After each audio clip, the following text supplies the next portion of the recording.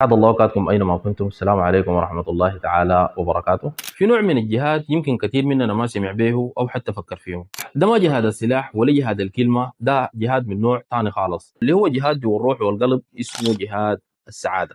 كثير مننا بيفتكر انه السعاده حاجه بتجينا جاهزه او هديه من السماء او مرتبطه بظروف معينه. لو عندي قروش ببقى سعيد، لو اتزوجت ببقى سعيد، لو لقيت وظيفه احلامي ببقى سعيد.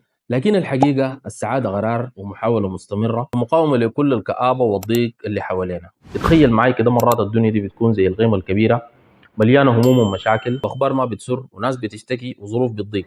وفي وسط ده كله كيف تقدر تحافظ على شمعة الفرح اللي جواك ما تنطفي، وكيف تقدر تبتسم وقلبك مليان. ده بالضبط هو جهاد السعادة. الجهاد ده بيبدأ من جواك، بيبدأ من إنك تقرر إنك ما حتخلي الظروف الخارجية تتحكم في مودك ولا في طريقة إحساسك. يعني لو الدنيا ضاقت بيك ما تستسلم للحزن وما تخلي اليأس يتملكك. حاول تفتش على أي بصيص أمل، أي حاجة بسيطة ممكن تفرحك، حتى لو كانت فنجان قهوة من الصباح أو كلمة حلوة من زول بتحبه أو حتى شمس الصباح وهي بتشرق. فجهاد السعادة بيحتاج إرادة وعزيمة، وبيحتاج إنك تكون واعي لكل الأفكار السلبية اللي بتحاول تتسلل لراسك وتطردها.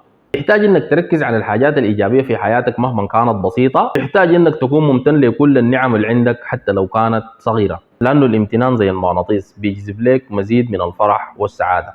مرات بنكون نحن ذاتنا اكبر عدو لسعادتنا، بنكون بنجلد ذاتنا بلوم نفسنا على حاجات ما لنا يد فيها، بنقارن حياتنا بحياه غيرنا، وبننسى انه كل زول عنده رحلته الخاصه وعنده نصيبه من الفرح والحزن. فجهاد السعاده بيعلمنا انه نكون لطيفين مع نفسنا ونتقبلها زي ما هي، ونعرف انه الكمال لله وحده. فما تفتكر انه جهاد السعاده بيعني انك تتجاهل المشاكل او تتظاهر انك سعيد طول الوقت. هو بيعني انك تواجه المشاكل دي بشجاعه وتحاول تحلها، لكن في نفس الوقت ما تخليها تسرق منك فرحه الحياه. يعني ممكن تكون حزين على حاجه، لكن في نفس الوقت ممكن تكون ممتن لحاجات تانية. الامتنان هو سلاح المجاهد في درب السعاده، وده في حد ذاته هو التوازن بين الاحساسين. في الاخير جهاد السعاده رحله مستمره ما عندها نهايه. كل يوم هو فرصة جديدة إنك تجاهد عشان تكون سعيد، عشان تنشر الفرح حواليك، وعشان تكون نور في وسط الظلام.